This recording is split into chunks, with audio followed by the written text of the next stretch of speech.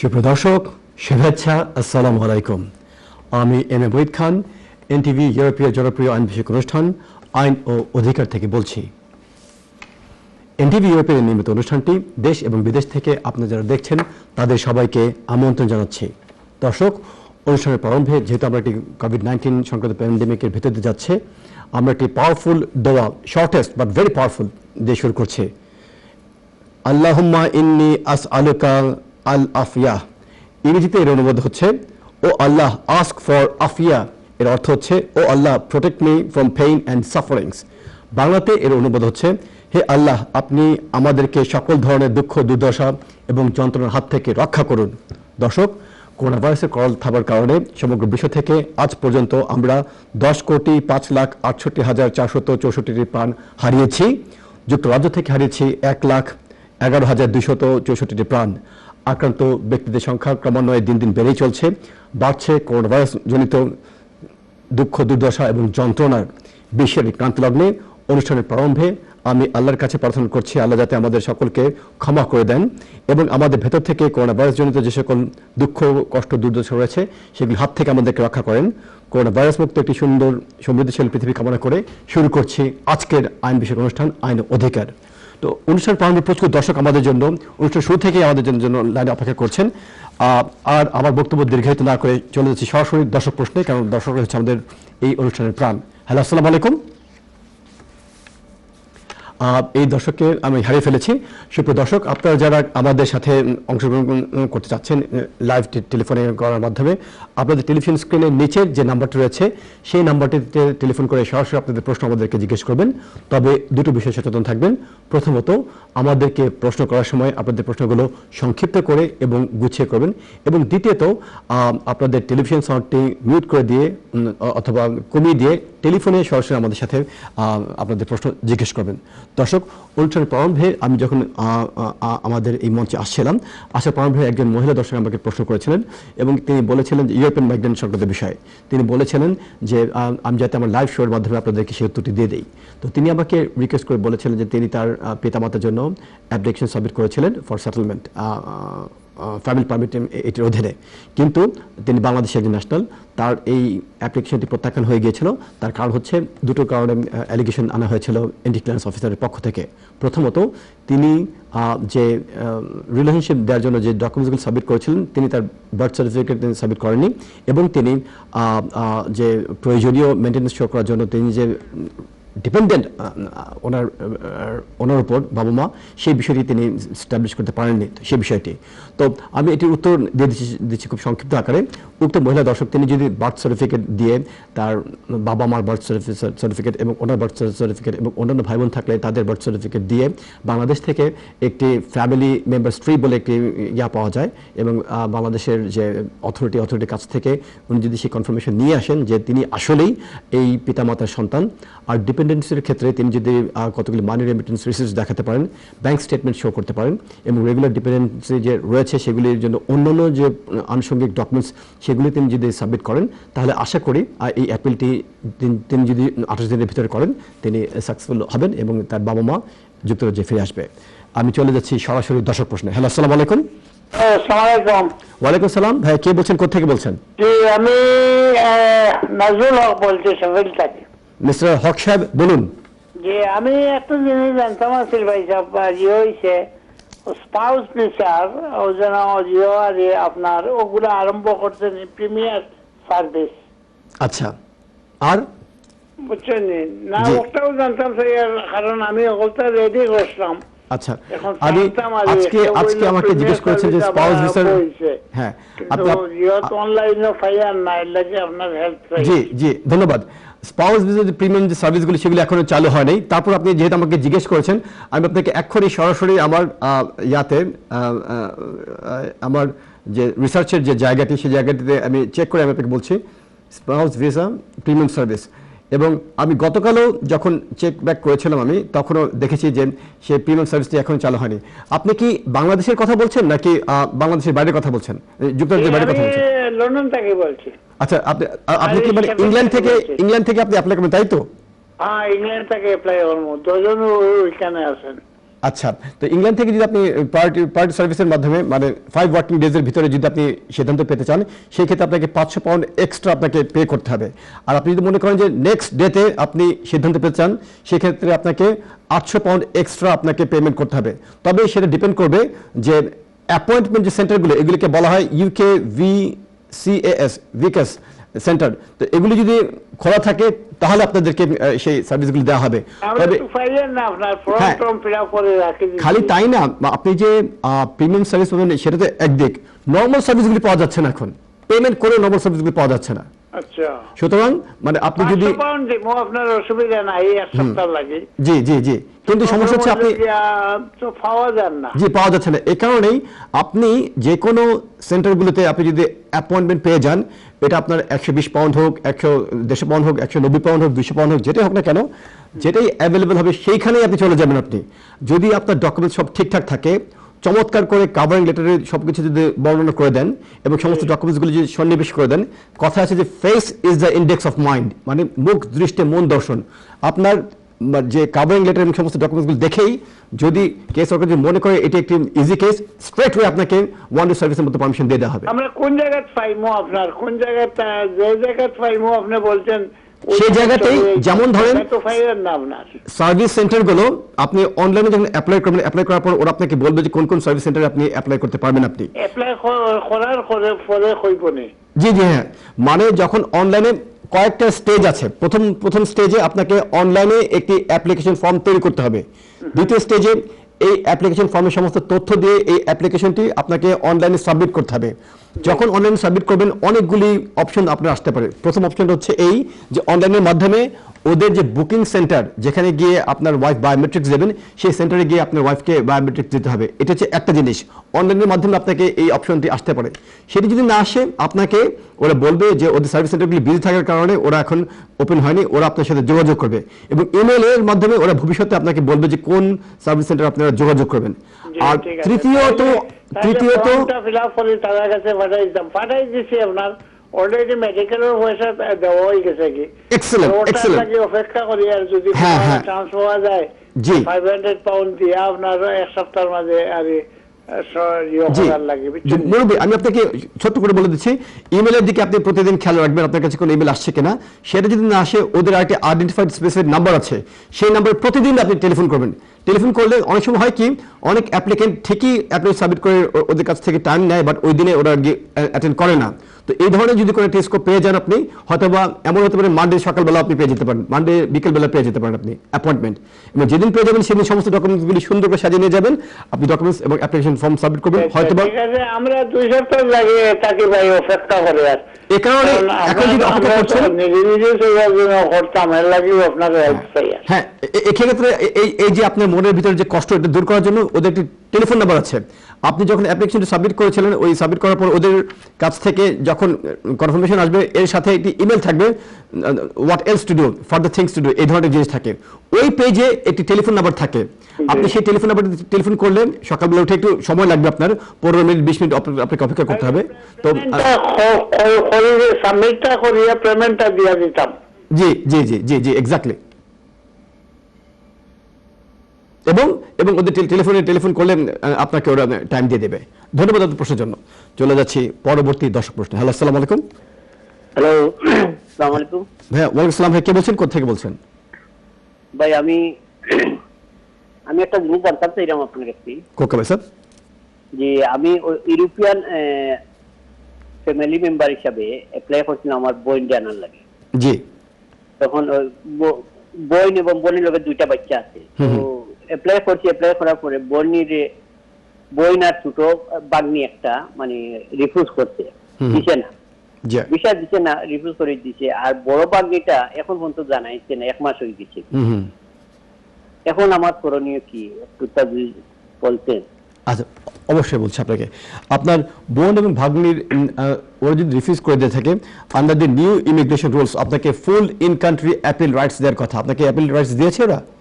Appeal right দিচ্ছে। ওই যে আমি দেখাইছিলাম আমি 24 ঘন্টা কাজ করি, তো 24 ঘন্টা কাজে মানে তারা এনাফ নাই আমার ইনকাম, এই জন্য তারা রিফিউজ করেছে। আমি বুঝতে পেরেছি, মানে এটা খালি আপনার জন্য না, এরকম হাজার হাজার ইউরোপিয়ান মাইগ্রেন্ট যারা তাদের বাবা মা ভাই বোন আত্মীয় স্বজনকে আনার চেষ্টা করছেন, তাদের ক্ষেত্রে ইনকামটিকে একটি ক্রাইটেরিয়া হিসেবে ধরে ওরা রিফিউজ করছে। যদিও মানে under the immigration rules criteria হচ্ছে যেদিন আপনি অ্যাপ্লাই করেছিলেন আপনি কি কোয়ালিফাইড ছিলেন কিনা, এই ছিল আপনার ক্রাইটেরিয়া। এখন অবশ্যই আপনার এই প্রশ্নের দুটো অংশ, প্রথম অংশে আপনার বোন এবং একজন ভাগ্নি যাদের অ্যাপ্লিকেশনটাকে রিফিউজ করা হয়েছে, আর আরেক অংশে আপনার বড় ভাগ্নি যার ক্ষেত্রে এখন কোনো সিদ্ধান্ত আসেনি। আপনি যেটা করবেন, আপনার বোন এবং যে ছোট ভাগ্নি যাদেরটা রিফিউজ করা হয়েছে এটার মধ্যে স্ট্রংলি আপনি আপনার অ্যাপিল করবেন, কারণ আপনারা কিন্তু you have satisfied the immigration রুলসের যে ক্রাইটেরিয়া যেটার অধীনে আপনি কোয়ালিফাইড কিনা সেটাকে ইউজ করে আপনি কাজ করছেন কিনা সেটাকে ব্যবহার করে, এবং আপনার বাংলাদেশ থেকে বোন এবং ভাগ্নি যাকে আপনার ক্লিয়ারেন্সের জন্য অ্যাপ্লাই করেছিলেন, যদি আপনাদের সাফিসিয়েন্ট এভিডেন্স থেকে থাকে যে ওরা আপনার উপর ডিপেন্ডেন্ট ছিলেন, এই ডকুমেন্টসগুলি দিয়ে স্ট্রংলি আপনারা একটি অ্যাপিল করবেন প্রথম ধাপে। আর দ্বিতীয় ধাপে যেহেতু আপনার বড় ভাগ্নির অ্যাপ্লিকেশনের এখন কোনো সিদ্ধান্ত আসেনি, সেক্ষেত্রে আপনি বাংলাদেশের যে এন্টি ক্লিয়ারেন্স পোস্ট, আপনি বাংলাদেশের যে ঢাকার যে ব্রিটিশ হাইকমিশন রয়েছে সেখানে কনসুলার সেকশনে সরাসরি আপনি চিঠি দিতে পারেন, আপনি ইমেল দিতে পারেন, ইমেলের মাধ্যমে যোগাযোগ করে ওদেরকে বলতে পারেন যাতে করে আপনাকে একটা আপডেট দেওয়া হয়। তাহলে হবে কি, যদি আপনার বড় ভাগ্নির অ্যাপ্লিকেশনটাকে যদি রিভিউজ করে ফেলা হয়, আপনাকে এটার বিরুদ্ধে অ্যাপিল করতে হবে, এবং ভবিষ্যতে 3টা অ্যাপিলকে একই ভিতর করে আপনারা হিয়ারিংয়ের জন্য চলে যাবেন। ঠিক আছে, এই কাজটা আপনাকে ইমিডিয়েটলি করতে হবে আপনাকে। ধন্যবাদ। আর 28 দিন পর হয়ে গেলে কিন্তু আপনি অ্যাপিল করতে পারবেন না। ধন্যবাদ ভাই আপনার প্রশ্নের জন্য। চলে যাচ্ছি পরবর্তী দর্শক প্রশ্ন। হ্যালো, আসসালামু আলাইকুম। হ্যালো হ্যালো হ্যালো, আসসালামু আলাইকুম। জি ভাই, আপনি টেলিফোনের কাছে এসে একটু উচ্চ কণ্ঠে কথা বলুন। হ্যালো, আসসালামু আলাইকুম। হ্যালো হ্যালো, ওয়ালাইকুম সালাম। ভাই কে বলছেন, কোথা থেকে বলছেন? ভাইয়া আপনি কাইন্ডলি আপনার টেলিভিশনের সাউন্ডটি বন্ধ করে দেন। জি জি, বন্ধ করতে হবে, বন্ধ। ধন্যবাদ, থ্যাংক ইউ, থামস আপ। জি ভাই, আমার একটা মানুষ 2006 উদ্দেশ্য আসলা, জয়।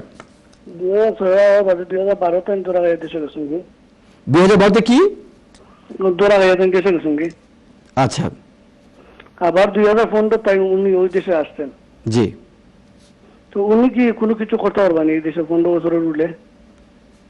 আচ্ছা, ধরা খেয়ে যে গেছিলেন উনি কোন কারণে গেছিলেন ধরা খেয়ে? উনি কি কাজ করা অবস্থায় ধরা খেয়েছিলেন? জি, কাজ করার অবস্থা ধরা খাইছেন। আচ্ছা, ঠিক আছে। আর ওনার যে আইডি, উনি কি একাধিক আইডি ইউজ করেছিলেন নাকি একই নামে আসছেন আবার? আর সেম নামে মানে এজেন্টে আইছে কি, আবার সেম নামে সকলটা আছে।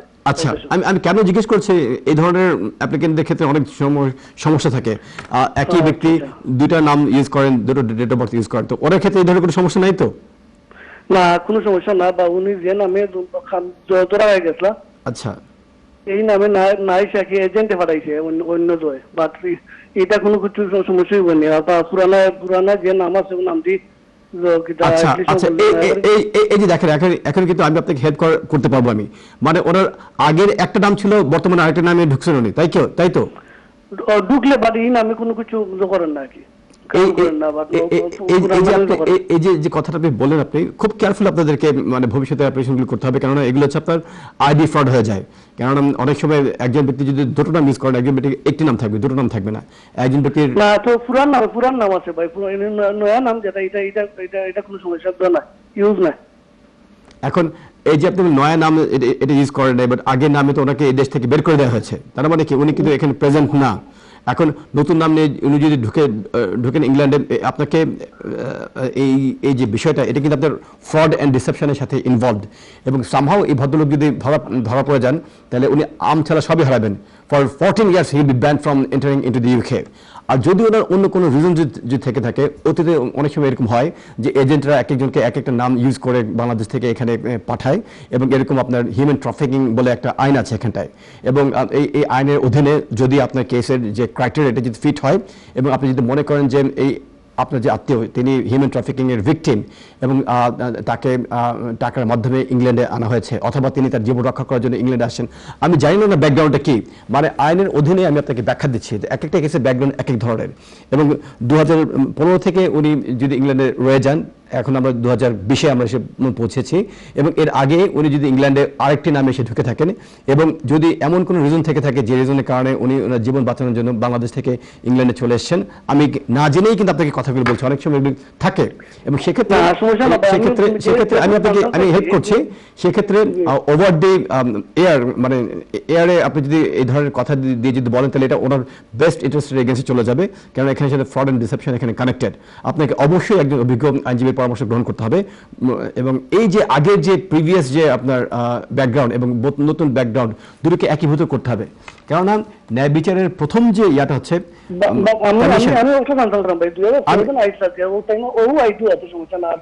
আমি বলছি কেন ওনার ব্যাকগ্রাউন্ডে কিন্তু একটি বিষয় রয়েছে, আগে একটি নাম ছিল, আগে উনি একবার ঢুকেছেন, নতুন একটা নাম ঢুকেছেন। সুতরাং উনি যদি ন্যায় বিচার পেতে চান ওনার দুইটা হাতে কিন্তু ক্লিন করতে হবে। ইংরেজিতে একটি কথা আছে ইকুইটি বলতে, he who comes into equity must come with clean hand.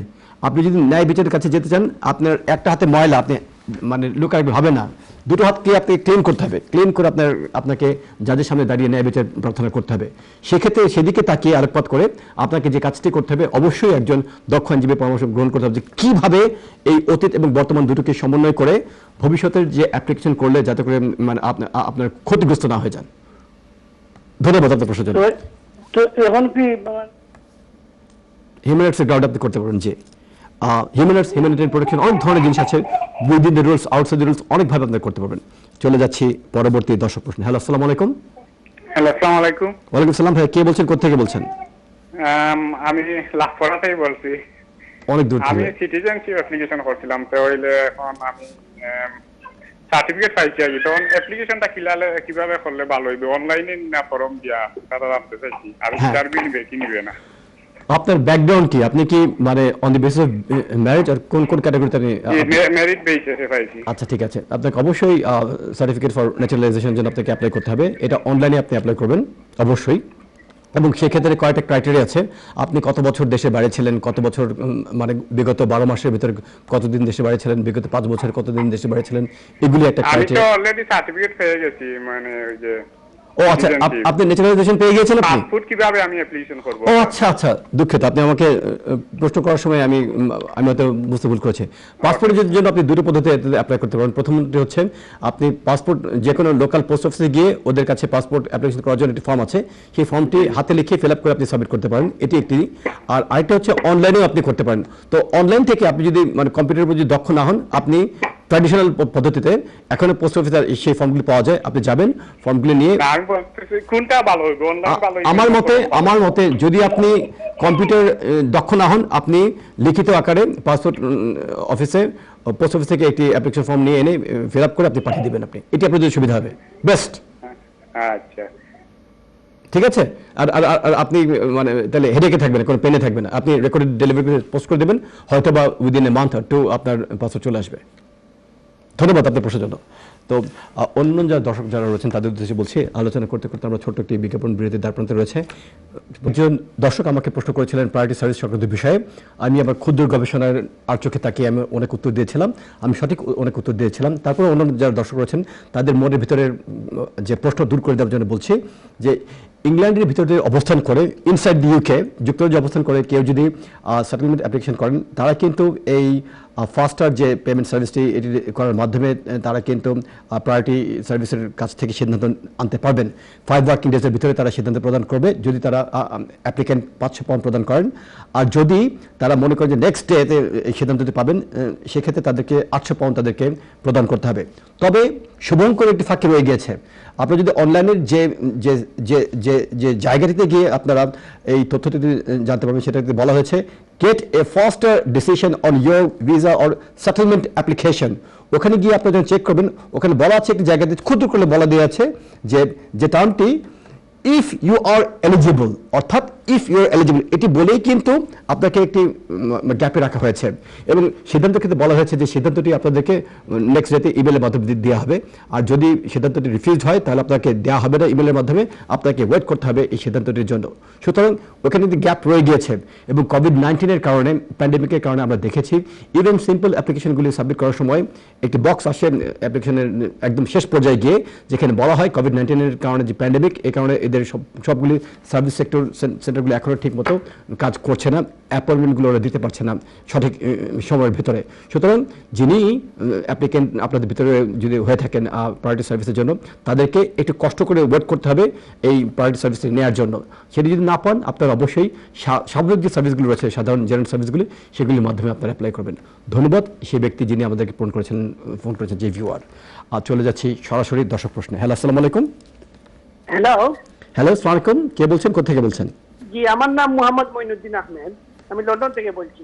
Thank you mister Mohammad ভাই। আমার নামের প্রথম নামের সাথে আপনার সাথে মিল যুক্ত, মোহাম্মদ আব্দুল মুহিত খান এবং মোহাম্মদ ভাই। জি বলুন। জি, আমি ইমিগ্রেশন না, আমি বলছিলাম একটু আমার ইন্স্যুরেন্স বিষয় নিয়ে, গাড়ির ইন্স্যুরেন্স কিসের? আমার ইন্স্যুরেন্সের, আমার ব্রোকার ছিল, ইন্স্যুরেন্স ব্রোকার। আচ্ছা, তখন আমার ইন্স্যুরেন্সটা আমি ওদের কাছ থেকে অফিসটা বন্ধ করে দেয়। আচ্ছা, তা বন্ধ হওয়ার পর আমার ওর ফেরত দিয়া দেয়, বলে যে তুমি নিজে নিজে করে ফেলো। আমি অনলাইনে আসিয়া নিজে নিজে করি। তখন আমি জানতাম না যে ও একবার আমার একটা ইন্স্যুরেন্স অন্য কোম্পানির লোকে করে ক্যান্সেল করে দিয়েছে, আমাকে বলছে যে তুমি নিয়ে করো। আমি করেছি আমার এইটা। তখন আমার 1 মাস পরে আমি চেষ্টা করছিলাম, এইটা ক্যান্সেল করে দিচ্ছে যে তোমার যে আগে একটা ইন্স্যুরেন্স ছিল, তুমি ক্যান্সেল ছিল, তুমি এটা বলো না কেন? এখন আমরা তোমার ক্যান্সেল করছি, এখন আমার ইন্স্যুরেন্স হয়ে গেছে 2টা ক্যান্সেল। এখন আমি কি করি বলেন? অবশ্যই ভাইয়া, প্রথমত যে যদি আপনি সত্যি সত্যি না জেনে থাকেন যে আপনার আগের ইন্স্যুরেন্সটা ক্যান্সেল হয়ে গিয়েছিল, এবং যখনই আপনি কোনো ইন্স্যুরেন্স, খালি ইন্স্যুরেন্স কোম্পানি আপনার এই ক্ষেত্রে যে কোনো জায়গাতে আপনি ইন্স্যুরেন্স কথা বলেন না কেন, you have to be upfront, very honest. আপনাকে পিছনের তথ্যগুলি সবগুলো আপনাকে বলতে হবে। যদি আপনার কোনো ড্রাইভিং কনভিকশন থেকে থাকে, যদি আপনার পেনাল্টি পয়েন্টস থেকে থাকে, অথবা আপনার যদি ড্রাইভিং সংক্রান্ত বিষয়ে যে কোনো আপনার যদি যে ঘটনাগুলি আপনি মনে করেন যে প্রকাশ করলে আপনার ইন্স্যুরেন্সে মানে ইম্প্যাক্ট ফেলতে পারে, আপনাকে অবশ্যই প্রকাশ করতে হবে। এখন আপনার ক্ষেত্রে যেহেতু আগের ড্রাইভিং ইন্স্যুরেন্স কোম্পানি বন্ধ হয়ে গিয়েছে এবং আপনি জানতেন না যে আপনার আগের ইন্স্যুরেন্স ক্যান্সেল হয়ে গিয়েছে, এই যে যদি আপনি না জানতেন, they cannot penalise for that knowledge that you didn't know. এখন আপনি যেটি করতে পারেন, আপনি ওভার দি টেলিফোন অন্যান্য যে ইন্স্যুরেন্স কোম্পানিগুলো রয়েছে, সেই ইন্স্যুরেন্স একে একে করে ইন্স্যুরেন্স কোম্পানিগুলোতে আপনি ফোন দিতে পারেন। ফোন দিয়ে আপনি বলতে পারেন, এখানে অনেকগুলো ইন্স্যুরেন্স কোম্পানি আছে খুব ইউজার ফ্রেন্ডলি। আপনি টেলিফোন করে এদেরকে বলবেন যে আপনার আগের একটি ইন্স্যুরেন্স কোম্পানি বন্ধ হয়ে গিয়েছে এবং আপনার ইন্স্যুরেন্সটি ক্যান্সেল হয়ে গিয়েছে, এবং এর আগে আরেকটি ইন্স্যুরেন্স করার সময় সেটিকে ক্যান্সেল করে দিয়েছিল ওই কোম্পানি, যেটি আপনি জানতেন না। এবং এগুলি বলে আপনার যদি কোনো ড্রাইভিং কনভিকশনস না থেকে থাকে এবং ড্রাইভিং কোনো অফেন্স যদি না হয়ে থাকে এবং আপনার যদি কোনো ধরনের ড্রাইভিং অ্যাক্সিডেন্ট না হয়ে থাকে, আপনার কোনো সমস্যা হবে না। আপনি ইন্স্যুরেন্স যে ব্রোকার যেগুলো বিভিন্ন কোম্পানিগুলো রয়েছে, একে একে করে আপনি লিস্ট করেন। 1 থেকে 20টা কোম্পানিকে যদি ফোন দেন, আপনাকে একটা কোম্পানি অবশ্যই আপনাকে দেবে, যদি আপনি ইনোসেন্টলি এখানটায় আপনি না যদি জেনে থাকেন যে অতীতে আপনার ইন্স্যুরেন্স ক্যান্সেল করে দেওয়া হয়েছিল। এটি যদি আপনি সুন্দরভাবে ব্যাখ্যা করতে পারেন, আপনাকে ইন্স্যুরেন্স দেওয়া হবে। হ্যাঁ, ধন্যবাদ। এই ঘটনা তো আমার 3 বছর আগে। এখন আমার যে আমি 3 বছর আগে হলো, 3 বছর হোক 30 বছর আগে হোক, আপনাকে অবশ্যই মানে ডিসক্লোজ করতে হবে ভাইয়া। বাট আমার তো ইন্স্যুরেন্স আপ করে দিতে, মনে করেন যে আমি আগে 500 পাউন্ড করতাম, আমার বলে যে 2000 পাউন্ড দিতে হবে। আচ্ছা, এই কারণেই আপনাকে, যেহেতু অলরেডি আপনার ব্যাকগ্রাউন্ডে এই জিনিসটা রয়ে গিয়েছেন, যে ইন্স্যুরেন্স কোম্পানির সাথে আপনি কথা বলবেন, আপনি কথা বলার সময় যে আপনাকে ব্যাখ্যা দিতে হবে যে এটা কিন্তু আপনার লায়াবিলিটি না, এই কোম্পানি বন্ধ হয়ে গেছে, you didn't know, you didn't have any knowledge. এবং যেহেতু আপনার নলেজ ছিল না, এই কারণে আপনাকে কি পেনালাইজ করতে পারবেন আপনাকে। এবং আপনি এভাবে যদি খুলে বলেন, আপনি অবশ্যই আপনি পেয়ে যাবেন ভাইয়া, ভালো একটা ইন্স্যুরেন্স পেয়ে যাবেন। আর আমি তো ইন্স্যুরেন্স কোম্পানির পক্ষ থেকে তো আপনি কথা বলতে পারবো না, আমি আপনার বিষয়টি জেনে আমি আপনার পক্ষ থেকে আমি আপনাকে অ্যাডভাইস করব। আমি কি কোনো সলিসিটরের সাহায্য নিতে পারি? হ্যাঁ, অফকোর্স, ওয়াই নট। কারণ প্রিমিয়াম যদি বেড়ে যায়, ওয়াই নট, কারণ এই ক্ষেত্রে আপনার তো কোনো নলেজ তো নাই আপনার। এই কারণে আপনি প্রফেশনাল কারোর কাছ থেকে যদি আপনি অ্যাডভাইস নেন এবং উনি যদি আপনাকে সাহায্য করেন, দেয়ার ইজ হাই পসিবিলিটি হয়তো আপনি আরেকটি ভালো সিদ্ধান্ত পেয়ে যাবেন কোনো একটা ভালো ইন্স্যুরেন্স কোম্পানির মাধ্যমে। তো আমি কোন ধরনের সলিসিটরের কাছে যাইব? Criminal or road traffic driving সংক্রান্ত বিষয়ে যারা কাজ করেন, সেই ধরনের সলিসিটরের কাছে গেলে আপনার জন্য ভালো হবে। থ্যাংক ইউ দাদা, থ্যাংক ইউ। নো প্রবলেম ভাইয়া, ধন্যবাদ প্রশ্নের জন্য। চলে যাচ্ছি পরবর্তী দর্শক প্রশ্ন। হ্যালো, আসসালামু আলাইকুম। হ্যালো, সুপ্রদর্শক, আপনাকে অনুরোধ করছে আপনি কাইন্ডলি টেলিভিশন সাউন্ড বন্ধ করে দেন, টেলিফোনের কাছে এসে সরাসরি আপনি আমাদের সাথে কথা বলুন, নয়তো আমাদের ইকো হবে এবং আপনি আমার কথা শুনতে পারবেন না। হ্যালো, আসসালামু আলাইকুম। পেয়ে গেছি দর্শককে। হ্যালো, আসসালামু আলাইকুম। ভাই কে বলছেন, কোথা থেকে বলছেন? ওয়ালাইকুম সালাম। ভাই কে বলছেন, কোথা থেকে বলছেন? ভালো আছেন আপনি? জি ভালো আছি, আপনি ভালো আছেন ভাই স্যার? জি ভালো আছি। আমি একটা জিনিস আপনার কাছে কইতাম। কোকে ভাই স্যার, আমি স্পাইস পিছায় উদ্দেশ্যে আইছি। কবে আসছেন? এখন আমি লাইফ ইন্স্যুরেন্স পাস করতাম পারলাম না, আমার এক প্রবলেম হয়ে গেছে, আমার লেখাপড়া অত বেশি পালা না। এখন আমার এক বাচ্চা আছে, বাচ্চার আইতে আমি গেলে কিতা কিতা আমার লাগবো, আমার ইংলিশ লাগবো নি, ওই যে লাইফ ইন্স্যুরেন্স আর সেমনি কিন্তু আমার একটু আচ্ছা, আপনি কি প্রথম 2.5 বছর আসছেন নাকি জি না, আমার এই দেশে আইছি আমি 2013 আইছি, আমার 8 বছর হয়ে গেছে। 8 বছর হয়ে গেছে, মানে আপনি এখনো লাইফ ইন্ডিকেটর পাস করতে পারেননি। পাস করতে পারছি না। এখন প্রশ্ন হচ্ছে আপনার ভিসা কবে পার হয়ে যাচ্ছে, কবে পার হচ্ছে? আমার জুলাই শেষ হয়ে যাবে ভিসা। জুলাইতে। আপনাকে এখন থেকে স্টেপ নিতে হবে। যদি আপনি লাইফ ইন্ডিকেটর পাস না করতে পারেন, আপনাকে যেটি করতে হবে, আপনাকে আবার এক্সটেনশন করার জন্য অ্যাপ্লাই করতে হবে। বাট এর আগে থেকে আপনি চেষ্টা করেন লাইফ ইন্ডিকেটরটি পাস করে ফেলার জন্য, কারণ সামনে একটা আমি এখন আমার বউর রাইট থেকে আমি যদি আমার বাচ্চারা আইতে যাই তখন তোমার বউয়ের রাইট, বাচ্চার রাইটে তো আপনাকে অলরেডি পারমিশন দেওয়া হয়েছে এখানে থাকার জন্য। আপনি বলেছেন 8 বছর, এর আগেও বোধহয় আপনাকে বউয়ের রাইটস এবং বাচ্চার রাইটসে আপনাকে পারমিশন দেওয়া হয়েছিল 5 বছর পার হয়ে যাওয়ার পরে। আপনি এখন 8 বছর চলেছেন আপনি। এখন এই 8 বছর মাথাতেও যদি আনফর্চুনেটলি আপনি লাইফ ইন্ডিকেটর যদি পাস না করতে পারেন, নেক্সট যে এক্সটেনশনটি আসছে জুন জুলাইয়ের দিকে আপনি যেটি বলেছেন, আপনি এটির আগে আপনাকে অবশ্যই আর একটি এক্সটেনশন করার জন্য আপনাকে অ্যাপ্লাই করতে হবে। আপনি কিন্তু সরাসরি সেটেলমেন্টের জন্য আপনি অ্যাপ্লাই করতে পারবেন না, তার কারণ একটি ম্যান্ডেটরি রিকোয়ারমেন্টস হচ্ছে ইংলিশ ল্যাঙ্গুয়েজ টেস্ট, এবং এটির অধীনে দুটো পার্ট রয়েছে, একটি B1 টেস্ট এবং লাইফ ইন্ডিকেটর টেস্ট। এটির একটিতে যদি আপনি পাস করেন আর আরেকটিতে যদি ফেল করেন, আপনি কিন্তু ক্রাইটেরিয়া স্যাটিসফাই করবেন না আপনি। এ কারণে আপনি কষ্ট করে হলেও এখনও কিন্তু আপনার 4 মাস হাতে অনেক লম্বা সময়, আপনি চেষ্টা করে দেখেন লাইফ ইন্ডিকেটর টেস্টে পাস করতে পারেন কিনা। যদি পাস করতে না পারেন, তাহলে আপনি প্রাইভেট এন্ড ফ্যামিলি লাইফ এটির আন্ডারে আপনি আবার এক্সটেনশন করবেন জুলাই মাসটি পার হয়ে যাওয়ার আগেই। যদি আমি পাস করতে পারি না স্যার, তখন তো আমি কিতা করা যায়? আমার যদি পাস না করতে পারেন, তাহলে সেক্ষেত্রে আপনাকে থাকতে হবে তো এখানটায়। থাকার জন্য আপনাকে অ্যাপ্লিকেশন করতে হবে, এবং সেই অ্যাপ্লিকেশনটা আপনাকে অবশ্যই আপনার ভিসার মেয়াদ পার হয়ে যাওয়ার আগে আপনাকে করতে হবে।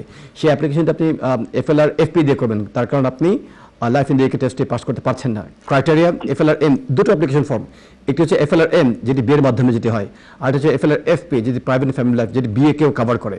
যেহেতু আপনি ইংলিশ ল্যাঙ্গুয়েজ টেস্টের একটি ক্রাইটেরিয়া স্যাটিসফাই করতে পারছেন না, আপনি FLR Mটি ব্যবহার করবেন না, এবং সেক্ষেত্রে private family life including marriage এটিকে কভার করবে।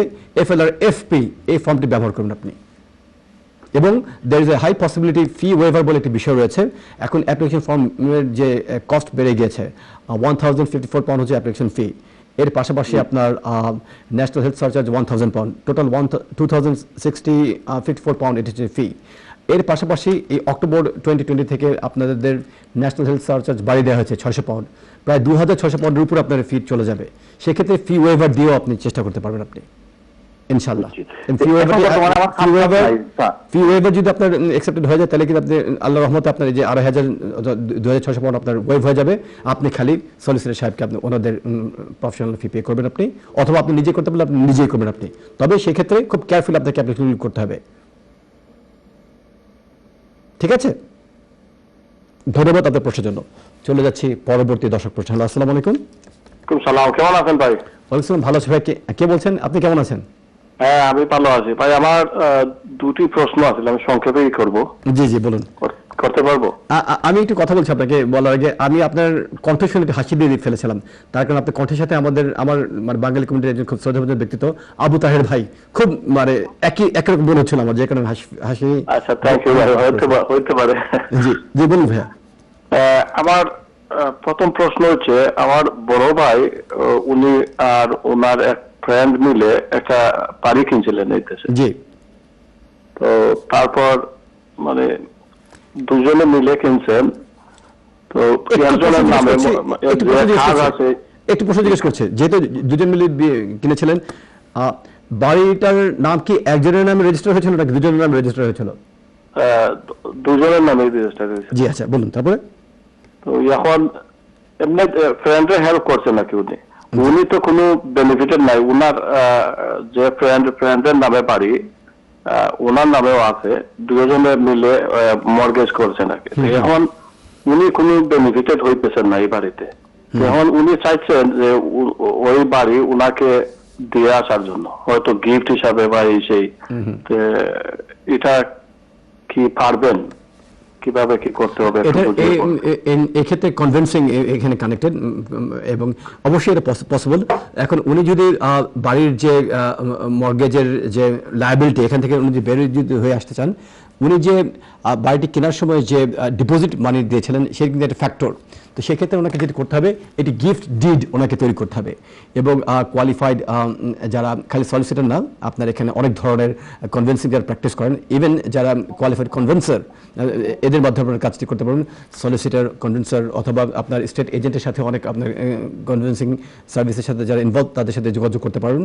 এবং একজন কোয়ালিফাইড কনভেন্সিং যে প্র্যাকটিস করেন তার মাধ্যমে যদি কাজটি করান আপনি, এবং একটি গিফট ডিড তৈরি করতে হবে, যাতে করে কেন উনি এই বাড়িটি গিফট দিয়ে দিচ্ছেন এই সংক্রান্ত বিষয়ে কোনো প্রশ্ন যাতে সৃষ্টি না হয়, এই কারণে ওনাকে মানে ওয়াটার টাইট পলিসি ফলো করতে হবে। এবং যাতে করে ভবিষ্যতের ওনার বেনিফিট ক্লেম করার ক্ষেত্রে অথবা অন্য কোনো স্টেট বেনিফিট নেওয়ার ক্ষেত্রে যাতে কোনো সমস্যা না হয়। তবে সেক্ষেত্রে প্রথমে যে বেবি স্টেপস, প্রথম স্টেপ যেটি করতে হবে, ওনাকে একজন কোয়ালিফাইড সলিসিটর অথবা কোয়ালিফাইড একজন কনভিন্সিং যিনি প্র্যাকটিস করছেন এরকম প্র্যাকটিশনারের সাথে ওনাকে যোগাযোগ করতে হবে। ওনাকে বললেই এটি সিস্টেম হচ্ছে এটি গিফট ডিড তৈরি করার মাধ্যমে ওনার যে ইকুইটি প্রপার্টিতে যেটি আছে, যেটি ডিপোজিট দিয়েছিলেন উনি, সেটি উনি ট্রান্সফার করে দেবেন ওনার প্রথম ফ্রেন্ডের নামে। এবং এই ট্রান্সফারের মাধ্যমে এই প্রপার্টির সোল ওনারশিপ চলে যাবে প্রথম ফ্রেন্ডের নামে। এবং যখন ল্যান্ড রেজিস্ট্রি থেকে সোল নামে এই প্রপার্টি চলে আসবে, তখন কিন্তু উনি এই লায়াবিলিটি থেকে মুক্ত হয়ে যাবেন, এবং দেন উনি স্টেট বেনিফিট থেকে অন্যান্য বিভিন্ন বেনিফিটের জন্য এলিজিবল হবেন। ধন্যবাদ আপনার প্রশ্নের জন্য। চলে যাচ্ছি পরবর্তী দর্শক প্রশ্ন। হ্যালো, আসসালামু আলাইকুম। ওয়ালাইকুম সালাম। ভাই কে বলছেন, কোথা থেকে বলছেন? আমার একটা প্রশ্ন আছে আপনাকে। কোকা ভাই স্যার। আমার ওয়াইফের ব্রিটিশ পাসপোর্টটা চাচ্ছিলাম 8 তারিখ চাচ্ছিলাম ডিসেম্বর, এখনো তারা কিছু ফাটাইয়া দিলেন, তাই রাইট অফ অ্যাবাউট একটা ব্রিটিশ পাসপোর্টটা চাচ্ছিলাম। আচ্ছা, আপনি যে রাইট অফ অ্যাবোর্ড থেকে আপনি ব্রিটিশ পাসপোর্টের জন্য অ্যাপ্লাই করেছিলেন, আপনি রাইট অফ অ্যাবোর্ড এটি কিন্তু একজন ব্যক্তি এখানে থাকতে পারবে, এখানে for indefinite leave to remain এই ধরনের জ্ঞানী থাকতে পারবেন রাইট অফ অ্যাবোর্ড নিয়ে। বাট আপনি কি মাঝখান দিয়ে ওনার জন্য ব্রিটিশ সিটিজেনশিপের জন্য অ্যাপ্লাই করেছিলেন আপনি? যে তাইনোর বার্থ সার্টিফিকেট আর ম্যারেজ সার্টিফিকেট তারা ব্রিটিশ কাগজ দিয়া ছাড়ছিলাম, তারা টেক্সট মেসেজ দিচ্ছেন, তারা কোভিড-19 তারা একটু দিলে যদি ইমার্জেন্সি খুব জরুরি লাগে তাহলে নম্বর দিতে নম্বর ফোন করে তাই পাসপোর্ট আইন না কোনো আপনাকে একটু চেক ব্যাক করে দেখবেন যে রাইট অফ অ্যাবোর্ড হচ্ছে ইংল্যান্ডে থাকার যে পারমিশনের অধীনে উনি ইংল্যান্ডে এসেছেন, উনি বাবা মা এদেরকে ভিত্তি করে উনি এসেছেন। এখন রাইট অফ অ্যাবোর্ড এবং ব্রিটিশ ন্যাশনালিটি দুটো কিন্তু দুই জিনিস, এবং আপনাকে অবশ্যই এরকম অনেক অ্যাপ্লিকেন্ট রয়েছেন যারা রাইট অফ অ্যাবোর্ড নিয়ে ইংল্যান্ডে এসেছেন, এবং খালি বাংলাদেশ ন্যাশনাল তারা কিন্তু না। আপনি চেক ব্যাক করে দেখবেন যে ওনার ন্যাচারালাইজেশনের জন্য অ্যাপ্লাই করতে হবে কিনা, এবং naturalisation as a British citizen ওটি ছাড়া ওনার যদি এটি না যদি হয়, ওনার ক্ষেত্রে এটি যদি অ্যাপ্লিকেবল হয় তাহলে ওনাকে অবশ্যই অ্যাপ্লাই করতে হবে। জি, এখন যদি উনি ব্রিটিশ সিটিজেন হয়ে যান এবং আপনি যদি ডিসেম্বরের যে 20 তারিখে আপনি অ্যাপ্লাই করেছেন, তাই তো জানুয়ারি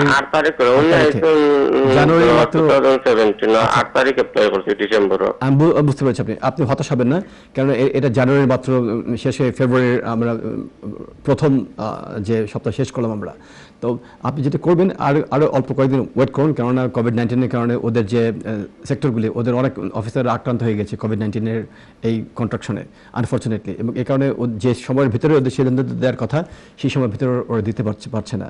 আর যেহেতু আপনার ওয়াইফের প্রথম পাসপোর্ট একটু সময় লাগবে এদের, এবং আপনি জি এবং সেক্ষেত্রে যদি আপনি ক্রাইটেরিয়া করেন কোনো সমস্যা হবে না, আর যদি ক্রাইটেরিয়া না করেন ওরা আপনাকে মানে লিখিত জানিয়ে দেবে যে কেন আপনাকে দেওয়া হচ্ছে না, তখন যে কারণটা দেওয়া হবে সেই কারণের এগেইনস্ট আপনি স্টেপস নিলে ইনশাআল্লাহ ভবিষ্যতের অ্যাপ্লিকেশনগুলো আপনার সাকসেসফুল হবে। ঠিক আছে, একটু ধৈর্য ধরে অপেক্ষা করুন। ধন্যবাদ ভাইয়া। চলে যাচ্ছে ধন্যবাদ ভাইয়া। চলে যাচ্ছে পরবর্তী দর্শক প্রশ্ন। হ্যালো, আসসালামু আলাইকুম। হ্যালো আসসালামু আলাইকুম ভাই, কে বলছেন, কোথায় বলছেন? আমি কি স্টুডিওতে কথা বলতেছি? জি, সরাসরি আপনি স্টুডিওতে কথা বলছেন। জি বলুন ভাই। জি আচ্ছা, আমার ওই একটা সমস্যা, মানে 3 বছর ধরে আমার মানে ছেলে মেয়ে দেখতেছি না, আমার ওয়াইফের সাথে মানে সমস্যা হওয়ার পরে আমি ডিভোর্স হয়ে গেছে। আমারও 3বারই উনি মানে ওই র‍্যাপ কেস এইসব দিয়া ওই জেলে ঢুকাইয়া ফেলছে 2-3বার, এরকম অবস্থা। খুবই দুঃখজনক। পরে 10 বছর পরেই আমার ফ্যামিলির মধ্যে সমস্যা এইগুলা করার পরে আমি ওদের ছেড়ে চলে আসছি। তো আমি ব্রিটিশ, তো আমি কি মানহানির কোনো কেস করতে পারবো ওনার উপরে? প্রথমত ভাই, আপনি যে বলেন 3 টাইমস আপনার রেপ কেস আপনার বিরুদ্ধে আনা হয়েছিল, এটা কি ফলস অ্যালিগেশন ছিল? জি। যদি ফলস অ্যালিগেশন যদি হয়ে থাকেন, এই নরপশুকে আপনি ছাড়বেন না। আপনি কেন বলছি নরপশু? কেননা আপনার সন্তানের মা হয়ে যে সন্তানদের ভেতরে আপনার অর্ধেক ব্লাড রয়েছে, আপনি বলেছেন আপনার 3জন সন্তান, তাই না? 3জন সন্তান নাকি 2জন সন্তান? জি 3বার, একবার দিতে ওনারে আমি বলছি, শোনেন আপনি আমার কথা খুব কেয়ারফুলি শোনেন ভাইয়া। কয়েকটা স্টেপ আপনি নেবেন। প্রথমত, যেহেতু এই রেপ কেসগুলি হয়তো আপনার বিরুদ্ধে পুলিশ ইনভেস্টিগেট করে বলেছে নো কেস টু অ্যান্সার, আমি কি ঠিক বলেছি? আমি জি বুঝছি না, আমি আবার বলেন। আপনি যখন এই যে 3টি রেপ কেস আপনার বিরুদ্ধে আপনার মানে এক্স ওয়াইফ অ্যালিগেশন নিয়ে এসেছিল, এগুলো কি ফলস নাকি সত্য ঘটনা? সবগুলা ফলস। মানে প্রথমে দিয়েছিল আপনাকে ব্যাখ্যা দেওয়ার দরকার, আমি আপনাকে হেল্প করছি। যদি এগুলি অসত্য হয়ে থাকে, বাট এই রেপ কেসগুলির সংক্রান্ত বিষয় পুলিশের কাছে তো অভিযোগ করেছিলেন, তাই না? জি জি। পুলিশ কি আপনাকে গ্রেফতার করেছিল? হ্যাঁ, পুলিশ গ্রেফতার করে রাখছে আমার। আমি হেল্প করছি আপনাকে। এবং গ্রেফতার করার পর পুলিশ যখন এই কেসগুলি ইনভেস্টিগেট করে পুলিশকে বের করেছিল যে নো কেস টু অ্যান্সার, মানে আপনি একজন লায়াবল না, এই ধরনের কিছু হয়েছিল? জি জি, উনি বলছে এগুলো কোনো কিছু না, তো এইগুলা ফাঁসাইছে। তো শোনেন, আপনি অবশ্যই এর বিরুদ্ধে শক্ত করে লাগবেন। আপনি প্রথমত আপনি এই যে হ্যারাসমেন্ট যেটা হয়েছে আপনার ভিতরে, এই যে মানসিকভাবে যে একটা অশান্তির ভিতরে ছিলেন, হয়তো বা আপনি জানেন না আপনার ভিতরে ডিপ্রেশন আপনাকে এফেক্ট করে ফেলেছে, এনজাইটি আপনাকে এফেক্ট করে ফেলেছে। এই যে জিনিসগুলো, এগুলিকে আপনি অবশ্যই আপনার জিপির কাছে গিয়ে এই রিপোর্টগুলো করবেন, করে জিপির কাছ থেকে আপনি শক্ত এভিডেন্স রাখবেন আপনি এই মিথ্যা অভিযোগগুলো আপনাকে কিভাবে এফেক্ট করছে, প্রথমত। সেকেন্ডলি, নট অনলি হ্যারাসমেন্ট, এগুলি ফলস কেস এবং এটা পারভার্টিং দি কোর্স অফ জাস্টিস। কোর্টের সময় এখানে নষ্ট করা হয়েছে, এখানে পুলিশের সময় নষ্ট করা হয়েছে। অবশ্যই আপনি শক্তভাবে লাগবেন, আপনি ছেড়ে দেবেন আপনি, নাম্বার 1।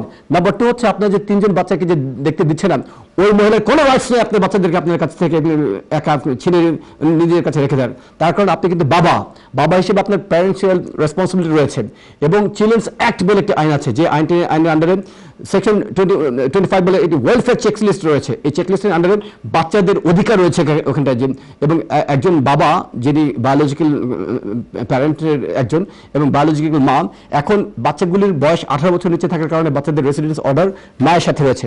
বাট আপনি যদি কাইন্ড বাবা হয়ে থাকেন, আপনি বাচ্চাদের প্রতি আপনি যদি এই যে আপনার ওয়াইফ যেভাবে আপনাকে ইম্বার্গো দিয়ে আপনাকে যেভাবে বাচ্চাদেরকে আপনাদের কাছ থেকে পৃথক করে রেখেছে, এর বিরুদ্ধে আপনি শক্ত স্টেপ নিতে পারবেন।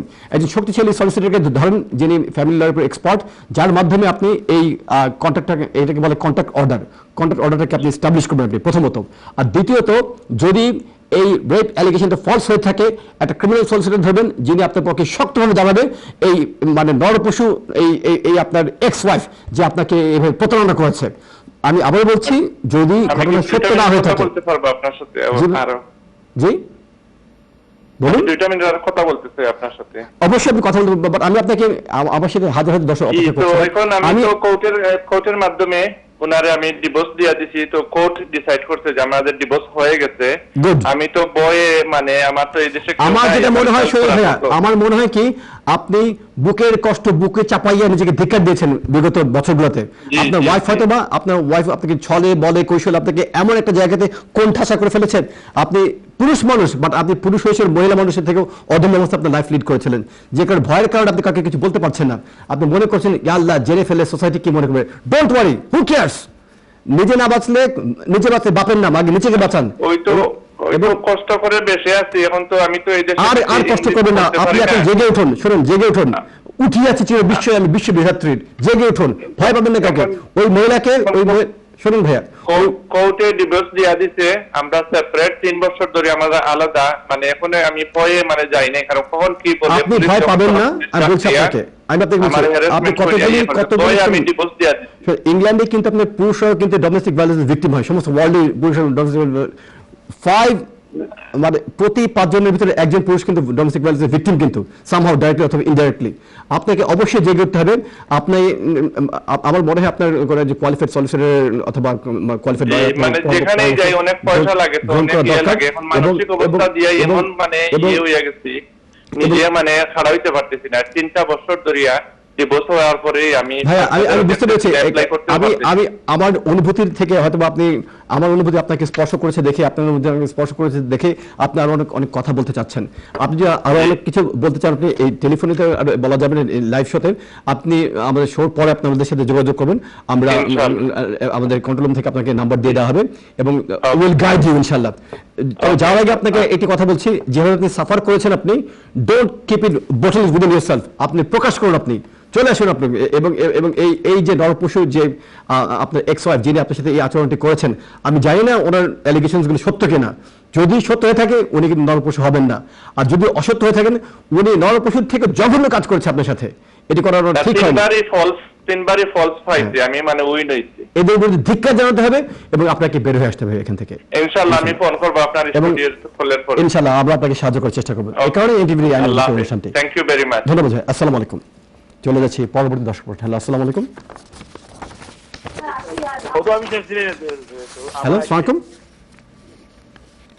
হ্যালো, আমার মনে হয় সুপ্রিয় দর্শক আপনি আমাকে শুনতে পাচ্ছেন কিন্তু আপনি কথা বলতে পারছেন না, তার কারণ আপনি টেলিভিশন সাউন্ডটি বন্ধ করেননি। কাইন্ডলি টেলিভিশন সাউন্ডটি বন্ধ করে দিয়ে টেলিফোনে সরাসরি কথা বলুন। হ্যালো হ্যালো, আসসালামু আলাইকুম। হ্যালো, আসসালামু আলাইকুম। ওয়ালাইকুম সালাম। ভাই কে বলছেন, কোথা থেকে বলছেন? আমি ম্যানচেস্টার থেকে বলতেছি। জি, প্রশ্ন করুন। Arjana Jasmine Jesse. He was a British citizen. She was a British citizen. She ভাই একটু ভাই আমি হেল্প করছি আপনাকে। ভাই শুনুন, ভাই এক্সকিউজ মি, শুনুন, আপনি আপনার মুখটা টেলিফোনের কাছে এনে কথা বলুন কাইন্ডলি। বাংলা ইংরেজি মিক্স করে কথা বলার দরকার নেই। যদি আপনি ইংরেজিতে কথা বলেন তাহলে ইংরেজি বলে যান, নয়তো হবে কি আমাদের ভিউয়ারদের বুঝতে অসুবিধা হবে। জি বলুন ভাই। আচ্ছা, আমার ওয়াইফ ইউনিভার্সাল ক্রেডিট পায়। জি। বাংলাদেশে হলিডে করার জন্য যাইতে চাইতেছে, কতদিন থাকতে পারবে?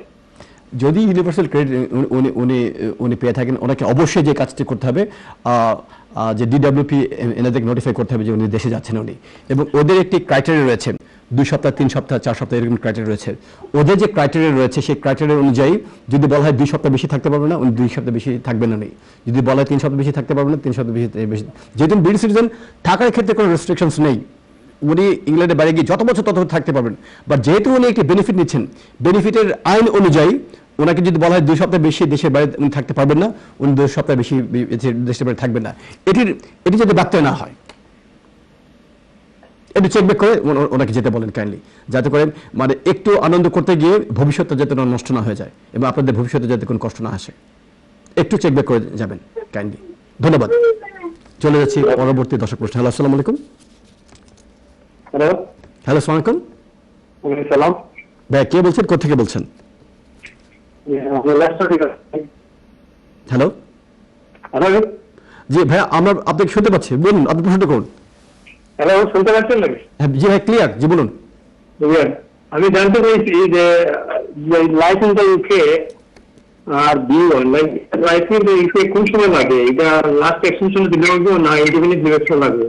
আচ্ছা, B1 টেস্ট আপনি কোন ক্যাটাগরিতে ইংল্যান্ডে আছেন, কোন ক্যাটাগরিতে আছেন আপনি? 10 ইয়ার্স। 10 years two settlement. আচ্ছা, তা যদি আচ্ছা আমি আপনাকে ব্যাখ্যা দিচ্ছি আপনাকে। 10 ইয়ার্স টু সেটেলমেন্ট যদি হয়ে থাকে তাহলে আপনাকে পারমিশন দেওয়া হবে 4 বার। প্রথমবার আপনাকে দেওয়া হবে 2.5 বছরের একটি এক্সটেনশন, দ্বিতীয়বার দেওয়া হবে আবার 2.5 বছরের সেকেন্ড এক্সটেনশন, তৃতীয়বার দেওয়া হবে আবার 2.5 বছর 3 নম্বর এক্সটেনশন, চতুর্থবার দেওয়া হবে আপনাকে আরটি এক্সটেনশন, যাতে করে আপনার টোটাল আপনার 10 বছর কমপ্লিট হয়। ঠিক আছে, এই যে 4টি অধ্যায় যে আপনি অ্যাপ্লাই করছেন, আপনি এই 4 বারই আপনাকে B1 টেস্ট পাস করতে হবে। এই 4 বারের ভিতরে আপনাকে life in the UK test pass করার কোনো দরকার নেই। তবে life in the UK test যদি আপনি পাস করে রেখে দেন সার্টিফিকেটে, it will remain valid for life, মানে ভবিষ্যতে আপনি এই অ্যাপ্লিকেশনটি আপনি ইউজ করতে পারবেন। লাইফ ইন দ্য ইউকে টেস্টটি যদি আপনি করে ফেলেন তাহলে 10 বছরের মাথায় যখন আপনি সেটেলমেন্টের জন্য অ্যাপ্লাই করবেন তখন B1 test plus life in the UK test দিয়ে আপনাকে সাবমিট করতে হবে। আমার কথাটা একটু শুনুন, আমি আমি রিসেন্টলি B1 পাস করছি, তো লাস্ট এক্সটেনশন হইব আমার লাস্ট 2.5 বছর এক্সটেনশন হবে কি লাইফ, বুঝছেন? জি ভাইয়া। এখন আমার লাইসেন্স এর কথা বলতেছি, এটা কি কবে লাগবে? এটা নেসেসারি কবে? আমি বুঝে ফেলেছি আমি। তাহলে আপনার বর্তমানে কি আপনি 7.5 বছর ইংল্যান্ডে আছেন? জি লাস্ট জুলাই থেকে লাস্ট আগামী জুলাই থেকে লাস্ট এক্সটেনশন। আমি বুঝতে পেরেছি, মানে 7.5 হয়ে যাওয়ার পরে আপনি আগামী জুলাইতে যখন আপনি অ্যাপ্লাই করবেন তখন এটা 10 বছর হবে, তাই তো? জি, আমি জানতে চাই যে লাইফ ইনটা এটা কোন সময় লাগে? লাগে এটা তাহলে আপনার নেক্সট এক্সটেনশনের জন্য এটা লাগবে না। 10 বছর কমপ্লিট হয়ে যাওয়ার পর যখন আপনি ইনডিফিনিট জন্য অ্যাপ্লাই করবেন তখন লাইফ ইন্ডিকেটর টেস্টটা লাগবে। তো ওটা ক্লিয়ার করার জন্য জি জি রিসেন্টলি পাস করছি, তাহলে এটা বেনিফিট আছে এনিওয়ে। জি জি আপনার প্রশ্ন অনুযায়ী, আপনার প্রথম প্রশ্ন অনুযায়ী আমি আপনাকে উত্তর দিয়েছিলাম ক্লিয়ারলি বুঝিয়ে দেওয়ার জন্য B1 টেস্টে কখন কখন লাগবে আর লাইফ ইন্ডিকেটর টেস্টে কখন লাগবে। আচ্ছা আচ্ছা ঠিক আছে ভাইয়া, ওকে। আপনি ক্লিয়ার তো এখন? আমি ক্লিয়ার আছি। ধন্যবাদ ধন্যবাদ ধন্যবাদ। চলে আসে অনুরোধ দর্শকদের উদ্দেশ্যে বলছি, B1 টেস্ট লাগবে খালি এক্সটেনশন করার জন্য। আর যদি সেটেলমেন্টের জন্য কেউ অ্যাপ্লাই করেন এবং ক্রাইটেরিয়া স্যাটিসফাই যদি হয়ে যায় তখন সেটেলমেন্ট অ্যাপ্লিকেশন করার আগে B1 test plus life indicator test pass করতে হবে। চলে যাচ্ছি পরবর্তী দর্শক প্রশ্ন। হ্যালো, আসসালামু আলাইকুম। হ্যালো সুপ্রিয় দর্শক, আমরা বোধহয় আপনার টেলিভিশন সাউন্ড শুনতে পাচ্ছি। আপনারা কাইন্ডলি টেলিভিশন সাউন্ডটি বন্ধ করে দিয়ে টেলিফোনে সরাসরি কথা বলুন please. Hello hello hello hello, আসসালামু আলাইকুম। হ্যালো, আমি হ্যালো, আসসালামু আলাইকুম। ওয়ালাইকুম সালাম। বোন, কে বলছেন, কোথা থেকে বলছেন? জি, আমি লন্ডন থেকে হইলাম। আমার একটা প্রশ্ন। খোকা বোন। আমার আব্বা আম্মা তারা ভিসা হইছে নভেম্বর এন্ড ফিনিশ হইব April, visit visa normal. Visit visa? Visit visa normal 6 month রইছে। জি।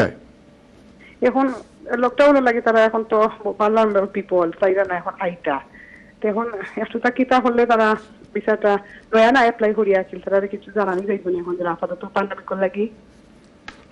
আচ্ছা, এখন ওদের ভিসা কতদিন ভ্যালিড আছে? April 30 of April. এপ্রিল 2022 পর্যন্ত?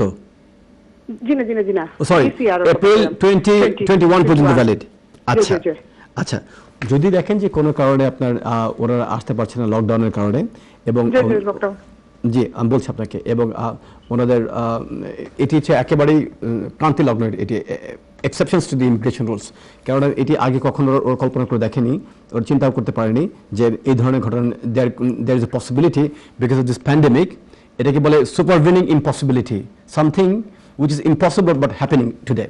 এখন এই ধরনের ক্ষেত্রে যেহেতু ওনাদের ভিসাটি ভ্যালিড আছে আপনার আনটিল এপ্রিল 2021, প্যান্ডেমিকের কারণে ওনারা বাংলাদেশ থেকে আসতে পারছেন না, সেক্ষেত্রে আপনি ফ্রেশ অ্যাপ্লিকেশন সাবমিট করে আপনি আবার ভিসার জন্য অ্যাপ্লাই করতে পারেন, অথবা আপনি বাংলাদেশের যে high commission, British high commission, সেখানে আপনি ইমেলের মাধ্যমে যোগাযোগ করে বলতে পারেন যে because of this pandemic my parents are not able to travel into the UK using their visit visa, would you kindly give an extension. তখন ওদেরকে বলে, ওদের কিন্তু অনেক ডিসকাশন পাওয়ার আছে, তখন ওরা বলতে পারে যে ঠিক আছে সেন্ড ইউর পাসপোর্টস, এবং ওরা ওখানে আবার নতুন আরেকটি এন্ডোর্সমেন্ট দিয়ে দিতে পারে। অনেক সময় কিন্তু ওরা এরকম করে যে আগের পাসপোর্টের যে ভিসাটি সেটিকে ক্যান্সেল করে দিয়ে নতুন আরেকটি ভিসা দেয় এবং টাইম বাড়িয়ে দিয়ে। আপনি কি আমার কথা বুঝতে পেরেছেন? আপনি দুটো স্টেপ নিতে পারেন। প্রথমত বাংলাদেশের যে ব্রিটিশ হাই কমিশন রয়েছেন এবং হ্যাঁ, বাংলাদেশের যে ব্রিটিশ হাই কমিশন রয়েছেন এবং সেই টেলিফোন ইমেল চিঠি দেওয়ার মাধ্যমে আপনি যোগাযোগ করবেন। যোগাযোগ করে আপনি এই যে প্যান্ডেমিকের যে এক্সেপশনস, এই কথাটি আপনি ব্যাখ্যা দেবেন। ব্যাখ্যা দিয়ে আপনি বলবেন যে এ কারণে আপনার বাবা মা ট্রাভেল করতে পারছেন না ইউকেতে, এবং আপনি রিকোয়েস্ট করে বলবেন যে যাতে করে আপনাকে একটি রিপ্লেসমেন্ট ভিসা দেওয়া হয়। বুঝতে পেরেছেন আপনি? এখন তো প্যান্ডামিক তারা তো নরমালি এক্সটেনশন করবে না এই ভিসাটা, কিন্তু প্যান্ডামিক লাগি তারা বিবেচনা করতে পারে। বলবো আপনার কথা, প্যান্ডেমিকের কারণে নতুন পলিসি আসছে, কোভিড-19 পলিসি, এবং এটির আন্ডারে ভিজিট ভিসা পার হয়ে যাওয়ার সত্ত্বেও কিন্তু এখানে কিন্তু অনেক অ্যাপ্লিকেশনকে থাকার পারমিশন দেওয়া হয়েছে। সুতরাং এই ধরনের আরেকটি রিপ্লেসমেন্ট বাংলাদেশে হবে, আপনি এটি রিকোয়েস্ট করবেন। এটি একটি দিক। আর আরেকটি দিক হচ্ছে যে আপনি ফ্রেশ অ্যাপ্লিকেশন সাবমিট করার মাধ্যমে আপনি বলতে পারেন আপনার বাবা মাকে ভিজিট ভিসা দেওয়ার জন্য। বিজ্ঞাপন বিরতির পূর্বে বিভিন্ন দর্শক প্রশ্নের উত্তর দিচ্ছিলাম, এই পর্যায়ে সেটি কোনো ব্যত্যয় হবে না। তবে একটি বিষয় আপনাদের জানিয়ে রাখছি, একজন দর্শক আমাকে প্রশ্ন করেছিলেন রাইট অফ অ্যাবোর্ট সংক্রান্ত বিষয়ে, এবং তিনি ব্রিটিশ পাসপোর্ট তিনি অ্যাপ্লিকেশন সাবমিট করেছেন, সেটি এখন এসে পৌঁছায়নি। তো এটি খোলাসা করে আপনাদের বলে দিচ্ছি, রাইট অফ অ্যাবোর্টটি কিন্তু অলমোস্ট ব্রিটিশ সিটিজেনশিপের মতোই, এবং তিনি যেহেতু এবং এটি ইনডেফিনিট লিভ টু রিমেইনের সাথে এটি কোনো সম্পর্কযুক্ত নয়, এই ক্ষেত্রে কোনো কনফিউশন আনা যাবে না। তো উনি যে কাজটি ওনাকে করতে হবে, ওনাকে অবশ্যই অপেক্ষা করতে হবে ব্রিটিশ পাসপোর্টের জন্য, এবং কোনো কারণে যদি সিদ্ধান্তটি নেগেটিভ হয়ে আসে, ওই লেটারের মাধ্যমে জানিয়ে দেবে পাসপোর্ট অথরিটি কেন ওনার এই অ্যাপ্লিকেশনটিকে প্রত্যাখ্যান করা হয়েছে। আর যদি এটি অ্যাকসেপ্টেড হয়ে যায় তাহলে ওনাকে পাসপোর্ট দিতে হবে। তো এই বিষয়টি আপনাদেরকে ক্লিয়ার করে বলার জন্যই আমি এই পর্যায়ে আপনাদেরকে এই বিষয়টি জানিয়ে দিলাম। চলে যাচ্ছি সরাসরি দর্শক প্রশ্নে। হ্যালো, আসসালামু আলাইকুম। হ্যালো, আসসালামু আলাইকুম। বোন, ওয়ালাইকুম সালাম। কে বলছেন, কোথা থেকে বলছেন? জি, আমি লন্ডন থেকে বলছি। নামটা না হয় না বলি? নো প্রবলেম, নাম না জানিয়ে বলুন আপনার প্রশ্নটি। আচ্ছা, একটা ছোট্ট প্রশ্ন, সেটা হচ্ছে যে আমার হাজবেন্ড অ্যাপ বেসিস জব করে। কোথায় জব করেন? Uber, Bolt, Deliveroo, etcetera etcetera.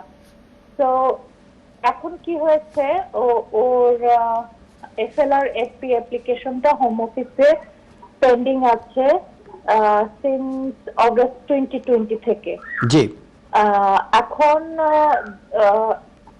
কিছু কিছু অ্যাপ ওরা বলছে যে তোমার যেহেতু রাইট টু ওয়ার্কের কোনো পেপার দেখাতে পারছো না, সেজন্য আমরা তোমাকে কাজ দেব না, তোমার অ্যাকাউন্টটা আমরা এখন হোল্ডে রাখবো। কিন্তু ওরা তো এমপ্লয়ার না, যার কারণে ওদেরকে আমরা বলতেও পারছি না যে তোমরা এমপ্লয়ার চেক করো, যেহেতু আমরা সেলফ এমপ্লয়েড। তো আমাদের কাছে ওরকম ভাবে কোনো প্রুফ নেই হোম অফিস থেকে। অনলি মাত্র আইডিবির যে অ্যাপটা আছে, ও বায়োমেট্রিক যে ফিঙ্গারপ্রিন্টটা সাবমিট করেছে, ওটার স্ক্রিনশট দিয়েও তাদেরকে আমরা বলেছি যে দেখো আমার right to work, previous right to ওয়ার্কটা এখনো কন্টিনিউ করতেছে, যেহেতু হোম অফিস কোনো ডিসিশন এখনো দেয়নি। তো তারা সেটাও মানছে না। বর্তমানে আমরা এখন জবলেস আছি। তো সেক্ষেত্রে আমাদের আর্গুমেন্টটা তাদের সাথে কি হওয়া উচিত? অত্যন্ত দুঃখজনক বোন, এটি খালি যে আপনি সাফার করছেন তা কিন্তু না। যদি আপনার হাজবেন্ডের আগের যে ভিসাটি, আপনার সেই ভিসাটা কি ওয়ার্ক রাইট দেওয়া হয়েছিল? জি। এক্সেলেন্ট। সেটা যদি হয়ে থাকে তাহলে সেকশন 3C লিভের মাধ্যমে আপনার হাজবেন্ডের লিভটি কন্টিনিউড। আমি আবার বলছি, সেকশন 3C লিভ, এবং এটির মাধ্যমে ক্রাইটেরিয়া হচ্ছে এই: an applicant who has submitted an application for further leave to remain before his or her visa expired, the law will treat that person's application leave would remain in continuation in terms of the previous application, in terms of the previous status. এর অর্থ হচ্ছে এই, আপনার হাজবেন্ডের আগের যে ভিসাটিতে ওনাকে যদি ওয়ার্ক রাইটস দেওয়া হয়ে থাকে এবং এই ভিসাটি এই অ্যাপ্লিকেশন পেন্ডিং থাকাকালীন সময় যে সময়টি উনি অতিক্রম করছেন, সেই সময়তে উনি লফুলি কাজ করতে পারবে। সেক্ষেত্রে আপনি যেটি করতে পারেন, দুটো কাজ আপনি করতে পারেন। প্রথমত, হোম অফিস থেকে যে বায়োমেট্রিক দেওয়ার পর যে একটি চিঠি এসেছিল অথবা যে কনফার্মেশন, সেটির একটি কপি, এবং অ্যাপ্লিকেশনটি অনলাইনে সাবমিট করার পরে অনলাইনের সাবমিশন করার যে কনফার্মেশন, সেটি প্লাস আপনি আপনার যদি কোনো সলিসিটর থেকে থাকে, সলিসিটরের সাথে যোগাযোগ করুন, ওনাকে বলেন সেকশন 3C লিভের একটি চিঠি আপনাকে দেওয়ার জন্য, যেটিতে কনফার্ম করবে যে যেহেতু সেকশন 3C লিভটি কন্টিনিউ হচ্ছে, his work right is still there. এভাবে এগুলি একসাথে করে আপনি যদি বাকি যে কোম্পানিগুলো আপনি বলেছেন যে উনি উবারে কাজ করছেন, উনি ডেলিভারিতে কাজ করছেন, এদের সাথে যোগাযোগ করে আপনি যদি দিয়ে দেন, যেহেতু আপনার সিভিল পেনাল্টি 20,000 পাউন্ড বলে একটি বিষয় রয়ে গিয়েছে, এই ভয়ের কারণেই কিন্তু এই এমপ্লয়াররা আপনার হাজবেন্ডের ক্ষেত্রে মানে প্রশ্ন তুলেছেন। বাট এই তথ্যগুলি দিয়ে দিলে ইনশাআল্লাহ আপনার হাজবেন্ডের কাজের ক্ষেত্রে কোনো সমস্যা হবে না। এটি একটি দিক। আমার কোনো সলিসিটর নাই, আমি নিজেই। আচ্ছা, আপনি সলিসিটর না থেকে আপনি নিজেই আপনি এটি বলতে পারেন। আপনি সেকশন 3C লিভের যে বিষয়টি, সেটি আপনি অনলাইনে গিয়ে প্রিন্ট আউট করে ফেলবেন আপনি, এবং আপনি ওই কি বলবো, একটু আগে যে ডকুমেন্টসগুলোর কথা বলেছি, যে কনফার্মেশন লেটার, তারপর আপনার বায়োমেট্রিক্সের কনফার্মেশন লেটার, এগুলো একসাথে। বায়োমেট্রিক্সে কোনো কনফার্মেশন নাই, কারণ ওটা তো আমরা অনলাইনে ওই আচ্ছা, না আপনি বলার পরিপ্রেক্ষিতে আমি কথাটা বললাম।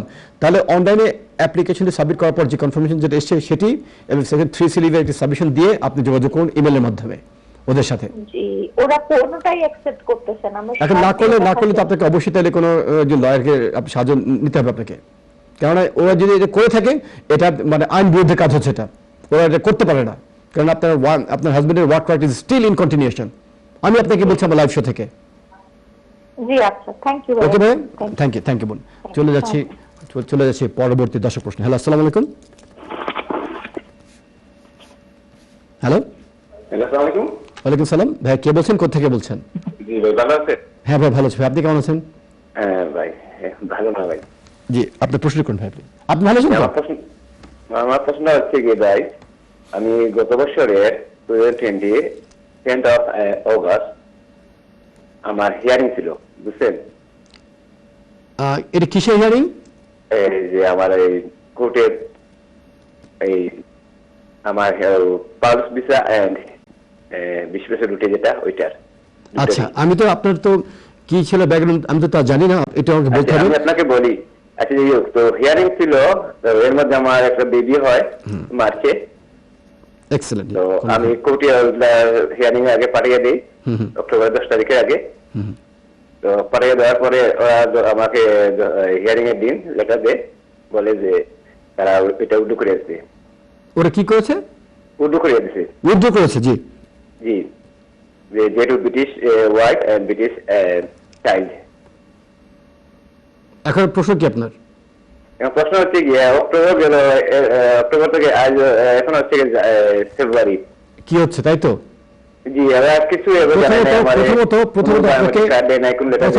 প্রথমত আপনাকে কনগ্রাচুলেশন জানাচ্ছি যে এটা উদ্যোগ হয়েছে। তার মানে এটা হচ্ছে এই মানে স্পাউস ভিসা, তার মানে আপনি কি আপনার ওয়াইফের ইন্টিক্লেন্স জন্য আপনি করেছিলেন?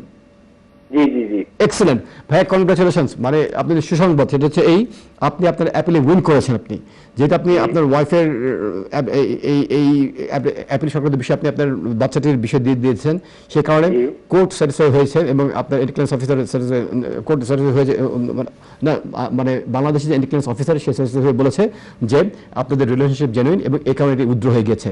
এখন এটি ইমপ্লিমেন্ট করার একটি বিষয়ে আপনি পৌঁছে গিয়েছেন, এখন এটি এখনো ইমপ্লিমেন্ট করা হয়নি। সেক্ষেত্রে আপনি যেটি করতে পারেন, আপনি হোম অফিসের আপনার যে অ্যাপিল ইমপ্লিমেন্টেশন টিম বলে একটি অথরিটি আছে, এদের সাথে আপনি যোগাযোগ করতে পারেন। যোগাযোগ করে ইমেলের মাধ্যমে অথবা চিঠি দেওয়ার মাধ্যমে এদেরকে রিকোয়েস্ট করে বলতে পারেন যে এতদিন আপনি ওয়েট করছেন, আপনার এই উইথড্রয়াল যে সিদ্ধান্ত এটিকে যাতে ইফেক্টিভ করা হয়, এবং এটির একটি কপি বাংলাদেশের যে ব্রিটিশ হাইকমিশন সেখানে আপনি পাঠাতে পারেন। পাঠিয়ে আপনি রিকোয়েস্ট করতে পারেন, দেখো প্রাইভেট ফ্যামিলি লাইফ একটি সাবমিশন দিয়ে রিকোয়েস্ট করে ওদেরকে যদি বলেন, হয়তো বা উইদিন ফিউ উইকসের ভিতরে আপনি সিদ্ধান্ত পেয়ে যাবেন ইনশাল্লাহ। আপনার যদি সুসংবাদ অপেক্ষা করছে, একটু আপনি পোস্ট করেন, হয়ে যাবে ইনশাল্লাহ। ঠিক আছে, চলে যাচ্ছি পরবর্তী দর্শক প্রশ্ন। হ্যালো, আসসালামু আলাইকুম। ভাইজান আসসালামু আলাইকুম। ওয়ালাইকুম সালাম। ভাই কে বলছেন, কোথা থেকে বলছেন? আমি জেলাম থেকে করি করতেছিলাম। আপনি আপনার কাছে দুটো প্রশ্ন ভাইজান, আপনাদের প্রোগ্রাম খুব ভালো, আমি সুন্দর প্রোগ্রাম করছেন। ধন্যবাদ ভাই, আপনি আমাদের অনুষ্ঠানে প্রাণ। জি বলুন। জি জি, একটা প্রশ্ন হলো ভাইজান, আমার একটা মেয়ে 15 ইয়ার্স, একটা 6 ইয়ার্স ভাইজান। তো আমার ওয়াইফের সঙ্গে ডিভোর্স হয়েছে। তো আমি আমার ফ্যামিলি বেশিরভাগই আমেরিকায় থাকে, তো আমি চাইতেছি সুইচ করার জন্য। এটা কি হবে ভাইজান, সুইচ করার জন্য? সুইচ করলে বা একটু দাঁড়ান, আপনার একটা বাচ্চা বয়স 15 বছর, আর একটা বাচ্চা 6 বছর। একটু আমি লিখে দেন 6 ইয়ার্স। এবং আপনাদের কি ডিভোর্স হয়ে গেছে? জি জি জি, উনি গেট ম্যারিড, উনি বিয়ে করছে, ওনার ছেলে হয়েছে। জি, কি বলেন? আমার ছেলে মেয়ে আমি কোর্টের মাধ্যমে আনি নাই, এমনি আমরা কম্প্রোমাইজ করে নিয়ে আসি। আপনার বর্তমান স্ট্যাটাস কি? আমি ব্রিটিশ। আপনি কি জানতে চাচ্ছেন ভাই? আমি চাইতেছি যে আমি যদি আমেরিকা আমার ফ্যামিলি থাকে, এখানে আমার কেউ নাই, তো ওদের কাজটা করে, আমি সিঙ্গেল ফাদার। তো ওরা চাইতেছে তুমি আমেরিকায় চলে আসো, তোমার ওদেরকে আমি কাপটা করব। সেই ক্ষেত্রে সমস্যা হবে, তার কারণ আপনি যদি বাচ্চাদেরকে নিয়ে আমেরিকাতে যেতে চান, আপনার যদি প্রথম বাচ্চার বয়স 15 এবং দ্বিতীয় বছর 6 বছর, এটা অ্যাবডাকশন বলে একটা বিষয় চলে আসবে এখানটায়। এবং যেহেতু আপনার এই বাচ্চাদের মা ইংল্যান্ডে আছে এবং বাচ্চাদের ইংল্যান্ডের স্কুলিংগুলো ওরা দেখবে, বাচ্চাদের ওয়েলফেয়ার ওরা দেখবে। যদি আপনি নিয়ে যেতে পারবেন যে না, তা কিন্তু না, নিয়ে যেতে পারবেন প্রোভাইডেড আপনার ওয়াইফ যদি আপনাকে কনসেন্ট দেয়। আপনার ওয়াইফ যদি বলে I have got no restrictions, I am giving permission, এবং এই পারমিশনটা যদি উনি উইলিংলি আপনাকে প্রোভাইড করে, কোনো সমস্যা হবে না ভাইয়া। আপনি আপনার বাচ্চাদের কিন্তু, তবে সেই ক্ষেত্রে আপনাকে ক্রাইটেরিয়াগুলো স্যাটিসফাই করতে হবে, কেননা বাচ্চাদের স্কুলিং, বাচ্চাদের ওয়েলফেয়ার, অনেকগুলো জিনিস সেখানে ইনভলভ হবে। ইচ্ছা করলেই আপনি হয়তো বাবা হিসেবে বাবার প্রীতিতে দাবিতে বাচ্চাদেরকে নিয়ে মনে করবেন যে ইংল্যান্ডে আপনি আমেরিকাতে চলে যাবেন, এটা চাইতেই পারেন, কিন্তু আইনে কিছু এখানে রয়ে গেছে। ও যদি বলে যে যাও, তো ঠিক আছে তো না? হ্যাঁ, সেই ক্ষেত্রে আপনি পারবেন। জি জি, যাও বললে হবে না, লিখিত ওনার কাছ থেকে পারমিশন আপনাকে নিতে হবে। আচ্ছা আচ্ছা আচ্ছা। এবং মেক শিওর একটু আমি হেল্প করছি আপনাকে, যদি উনি আপনাকে পারমিশন দেয়, মেক শিওর জাস্ট উনি সাদা কাগজে লিখে দিলে হবে না, কোনো একজন কোয়ালিফাইড লয়ারের সামনে গিয়ে এগ্রিমেন্ট সাইন করে ফেলতে বলুন, যাতে করে এটা আপনার জন্য প্রোটেকশন হয় ভবিষ্যতের জন্য। আর এখন যে আমি ছেলে মেয়ে আনছি কোনো ডকুমেন্টস নাই ভাই, উনি মুখে আমরা আনছি আর কি। আমি নিয়ে আমার আমি তো ভাই আপনার ব্যাকগ্রাউন্ড তো জানি না জেনে আমি আপনাকে হেল্প করার চেষ্টা করছি আপনার তথ্যের ভিত্তিতে। এখন ব্যাকগ্রাউন্ড আর যদি ডিফিকাল্ট কোনো কিছু যদি থেকে থাকে আপনার শোর পর আমাদের সাথে যোগাযোগ করতে পারবেন, আমি আপনাকে সাহায্য করার চেষ্টা করব ইনশাআল্লাহ। ডিফিকাল্ট কিছু না, ও একটা বিয়া হইছে, ওর ছেলে একটা হইছে, আমার কাউন্সিলের প্লাস ছিল, ও নিয়ে গেছে, আমি দিয়ে দিছি ওকে। আমি আবার ডিফারেন্ট ভাষায় আমি ইন্ডাস্ট্রিয়াল গেট ভাইজান যে কোনো ক্যাটাগরি থেকে আপনার ওয়াইফ যদি ওনার মধ্যে বিয়ে করে ফেলেন, উনি ওনার মতো নতুন লাইফ শুরু করেছে, আপনি আমেরিকা থেকে আপনি আপনার মতো নতুন লাইফ শুরু করবেন, নো প্রবলেম। কিন্তু মাঝখানে বাচ্চারা রয়ে যাওয়ার কারণে এটি প্রবলেম, এবং বাচ্চাদেরকে নিয়ে আপনি যদি যাওয়ার চেষ্টা করেন অবশ্যই আপনার ওয়াইফের কাছ থেকে পারমিশন নিতে হবে আপনাকে, নয়তো পারবেন না ভাই। ঠিক আছে ভাই, ধন্যবাদ আপনার প্রশ্নের জন্য। চলে যাচ্ছি পরবর্তী দর্শক প্রশ্ন। হ্যালো, আসসালামু আলাইকুম। হ্যালো, আসসালামু আলাইকুম। ওয়ালাইকুম সালাম। ভাই কে বলছেন, কোথা থেকে বলছেন? আমি বাবুল ভাই বলছি, লন্ডন থেকে। আমার ছোট ছোট দুইটা প্রশ্ন। আমি ফ্রান্স থেকে আসছি 2015-তে ফেব্রুয়ারি মাসের 5 তারিখে। তো আমার ওয়াইফের বাংলাদেশি পাসপোর্ট, আমার এবং আমার ছেলে মেয়ের ফ্রান্স পাসপোর্ট। তো 5 বছর শেষ হওয়ার পরে আসার পরে আমার ওয়াইফের জন্য ভিসার জন্য অ্যাপ্লাই করেছি হোম অফিসে, এবং আমার ওয়াইফের বায়োমেট্রিক কার্ড দিছে 5 বছরের, এবং আমাকে দিছে একটা ব্লু কালারের কার্ড আর কি পিকচার লাগায়া। তো 5 বছর পরে আমি পার্মানেন্ট রেসিডেন্টের জন্য 5 বছরের ডকুমেন্টস দিয়া গত ফেব্রুয়ারি মাসের 2020 ফেব্রুয়ারি মাসে অ্যাপ্লাই করছি। তো ওরা আমাকে এবং আমার ওয়াইফের 10 মাসে ভিসা দিছে, এবং লেখা আছে পার্মানেন্ট রেসিডেন্ট কার্ড, এবং ওই আমাকে দিছে ব্লু কালারের ছবি লাগায়া পার্মানেন্ট রেসিডেন্ট কার্ড লেখা, এবং হোম অফিস থেকে ন্যাশনালিটি অ্যাপ্লাই করার জন্য ফর্ম দিছে, সাথে একটা সার্টিফিকেট। এখন আমার ওয়াইফের তো আর 5 মাস বাকি আছে, আমার ওয়াইফের জন্য আবার ফিরে রিনিউ করার জন্য অ্যাপ্লাই করছি। কিন্তু আমাদের তো জুন মাসের 2021 জুন মাসে ওই ব্লু কালারের কার্ডের মেয়াদ শেষ হয়ে যাবে। এখন আমরা কিভাবে ট্রাভেল করতে পারি, এবং আমি ওই ফ্রি সেটেলমেন্টের জন্য ওইটার জন্য অ্যাপ্লাই করছি, এবং ওই ফ্রি সেটেলমেন্টের স্ট্যাটাস যেটা ওইটাও আসছে আর কি। আমি বলছি আপনাকে এখন এই 10 মাস দেওয়ার কারণ কি? আমি বলছি আপনাকে, প্রথমত আপনি যে 15 ইংল্যান্ডে এসে ঢুকেছেন এবং 2000 আপনি 5 ইয়ার্স কমপ্লিট করে ফেলেছেন, এ কারণে আপনাকে সেটেলমেন্টের যে বিষয়টি ওরা দিয়েছে আপনাকে। আর 10 মাসের যে বিষয়টি, ডোন্ট ওয়ারি ফর দ্যাট। আপনাকে বলেছে ন্যাচারালাইজেশন জন্য অ্যাপ্লাই করার জন্য, তার কারণ you have become qualified to apply for British citizenship.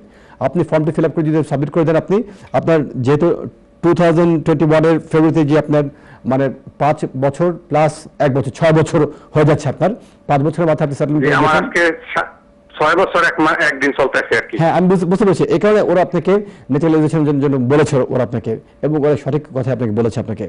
এবং যেহেতু আপনি ইনডেফিনিট হওয়ার পর আপনি 1 বছর এখানে অতিক্রম করেছেন, আপনি ন্যাচারালাইজেশনের জন্য অ্যাপ্লাই করে দেবেন। আর আপনার ওয়াইফের জন্য ওনাকে 10 মাসের জন্য কি বলছে বলেন তো একটু আমাকে আরেকবার। ও 10 মাসের বায়োমেট্রিক কার্ড দিছে, 10 মাসের ভিসা দিয়ে ওটার ভিতরে লেখা আছে পার্মানেন্ট রেসিডেন্ট কার্ড। হ্যাঁ, এক্সেলেন্ট। হ্যাঁ, এখন আপনার ওয়াইফের জন্য যেটি করবেন, উনিও কি আপনার সাথে একই সময় ছিলেন? হ্যাঁ, একসাথে, আমরা একসাথে আর কি, একসাথে 2015 থেকে আনটিল এখন পর্যন্ত একসাথে। আচ্ছা, একসাথে। তাহলে ওনাকেও তো সেটেলমেন্ট দিয়ে দেওয়া হয়েছিল, তাই না? হ্যাঁ, করছি। ওকেও ফ্রি সেটেলমেন্টের জন্য ওকেও করা হয়েছে আর কি, এবং পার্মানেন্ট রেসিডেন্ট কার্ড এবং বায়োমেট্রিক কার্ড দিছে 10 মাসের। আচ্ছা, 2021 জুনে শেষ হয়ে যাবে। একই ক্যাটাগরিতে উনি যদি মানে যে পার্মানেন্ট সেটেলমেন্ট ভিসাতে উনি যদি থাকেন, উনি এবং সেটেলমেন্ট হওয়ার পর 1 বছর যদি উনি অতিক্রম করেন, তাহলে এট সেম টাইম উনিও কিন্তু ব্রিটিশ সিটিজেনশিপের জন্য অ্যাপ্লাই করতে পারবেন উনি, কেননা ওনার যদি রেস্ট্রিকশন না থাকে। ঠিক আছে?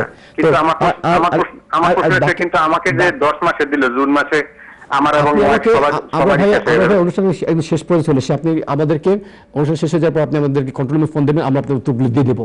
কারণ আমাকে এখনই প্যাক আপ করে ফেলতে অনুষ্ঠান শেষ করে দিতে হচ্ছে। ঠিক আছে ভাই, আপনি আমাদের ফোন দিলে আমরা অ্যান্সার করে দেবো। ঠিক আছে ভাই? শুভ দর্শক, এই ছিল আমাদের আজকের সর্বশেষ দর্শক প্রশ্নে। তো আলোচনা করতে করতে আমরা অনুষ্ঠান একদম শেষ পর্যায়ে চলে এসেছি। অনুষ্ঠানের এই পর্যায়ে আমরা আর কোনো দর্শক প্রশ্ন গ্রহণ করতে পারছি না, সে কারণে আমরা আন্তরিকভাবে দুঃখিত। দর্শক, অনুষ্ঠান শেষ পর্যায়ে আমি সবসময় জীবন দর্শন নিয়ে একটি কথা বলে আমি অনুষ্ঠান শেষ করে থাকি, যেটির সাথে আইনের কোনো সম্পর্ক নেই, কিন্তু আইন এবং জীবনকে নিয়েই কিন্তু আমরা সামনের দিকে এগিয়ে যাই। বাংলাদেশের একজন বিখ্যাত কবি বলেছিলেন যে, মরিতে চাহি না আমি সুন্দর ভুবনে, মানবের মাঝে আমি বাঁচিবা চাহি। দর্শক, পপ সম্রাট মাইকেল জ্যাকসন এই সুন্দর পৃথিবীতে বেঁচে থাকার জন্য খুব আকুতি নিয়ে তিনি চেষ্টা করেছিলেন 150 বছর বেঁচে থাকার জন্য, এবং এই উদ্দেশ্যে তিনি কিন্তু তার বাসায় বেঁচে থাকার জন্য 12 জন ডাক্তার নিয়োগ করেছিলেন। শুধু তাই নয়, তিনি শীতাতপ নিয়ন্ত্রিত একটি অক্সিজেন দেওয়া যে বেড, সেই বেডে তিনি ঘুমাতেন, এবং তার বাসায় তিনি মৃত্যুকে হাত থেকে রক্ষা করার জন্য হাতে গ্লাভস লাগিয়ে বাইরের লোকজনের সাথে তিনি যোগাযোগ করতেন। অথচ 25 জুন 2009 সালে মাত্র 55 বছর বয়সে, যিনি বাঁচার চেষ্টা করেছিলেন 150 বছর বয়স পর্যন্ত, মাত্র 55 বছর বয়সে তিনি এই পৃথিবী ছেড়ে তিনি চলে গিয়েছিলেন। তিনি মৃত্যুকে জয় করতে পারেননি। দর্শক, আমাদের জীবন অত্যন্ত ক্ষণস্থায়ী। এই ক্ষণস্থায়ী জীবনের ভিতরে আমাদের ইমান এবং আকীদাকে ঠিক করতে হবে, পাশাপাশি আমাদের মুখের ভাষাকে সুন্দর করতে হবে, ভদ্র ব্যবহার করে আমাদের এমন কাজ করতে হবে যে কাজের মাধ্যমে অন্যের জীবনকে আমরা উপকৃত করতে পারি, অন্যের জীবনকে আমরা শান্তিময় করে তুলতে পারি। আসুন আমরা আমাদের ভিতর থেকে সমস্ত ক্ষুদ্রতা, হীনতা, দীনতা থেকে মুক্ত হয়ে এমনভাবে একজন আরেকজনকে সহযোগিতা করি যাতে করে প্রীতি ও প্রেমের পূর্ণ বাঁধনে সমস্ত বিশ্বকে বেঁধে ফেলতে পারি। আপনারা সবাই ভালো থাকবেন, সুস্থ থাকবেন। আল্লাহ হাফেজ।